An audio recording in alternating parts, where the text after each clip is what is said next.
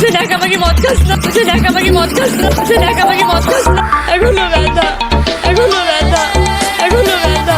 15 সেকেন্ডের ভিডিও আমার কাছে, 15 সেকেন্ডের ভিডিও আমার কাছে, 15 সেকেন্ডের ভিডিও আমার কাছে, 15 সেকেন্ডের ভিডিও আমার কাছে। বলতে পারতো না ভাই, আমি সহ্য হয়ে গেছিলাম। আপনি চলো, আপনি চলো, আমাকে বাঁচাতে নিয়ে যাও। মানে ওর অবস্থা আমি আপনাদেরকে বলতে পারছি না ভাই। যখন আমি উঠে চলে এসেছি, আমার চেয়ারের মধ্যে ভাবে লাথি আর আমি চেয়ারটা নিয়ে চলে গেছি পিছনে।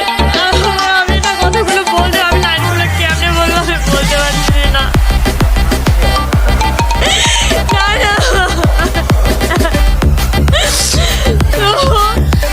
জিমি তখন ক্যামেরা ওপেন করছে ফোনে। 15 সেকেন্ডের ভিডিও আমার কাছে দেখা, আমি বলতে পারতেছি না, আমি বলতে পারতেছি না। আমি কারে বলবো?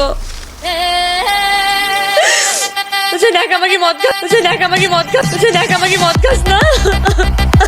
আমি বলতে পারতেছি না ভাই, আমার মাফ করেন।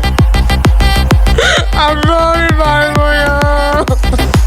না বললে তোরা জানবে না মা, না বললে তোরা জানবে না মা, না বললে তোরা জানবে না মা। আমি কেমনে বলবো? এটা ওরা বুঝছিল যে আমি বলতে পারবো না, আমি চুপ হয়ে যাবো। আমি বলতে পারবো, আমি পারবো। চেয়ারের উপরে এখানে পা তুলে দিছে, একটু আমার দাঁত এখান থেকে নড়তেছে এখনো, এখনো ব্যথা, এখনো ব্যথা, এখনো ব্যথা, এখনো ব্যথা। বোতল মুখে পুড়ে দিছে, মদ খাইতে হবে, মদ আমার নাক দিয়ে বের হয়েছে। বলছে এখানে ডোবা আছে, কাটা 300 টুকরো করে ভাসাই দিব। বেনজির আহমেদ তোর বাপ লাগে? তোরে বাঁচায় না তো বেনজির আহমেদের ফোন দে। ওর ফোন আমার কাছে দিয়ে দিচ্ছে, এভাবে টেবিলে ছুঁড়ে নে, ফোন দে।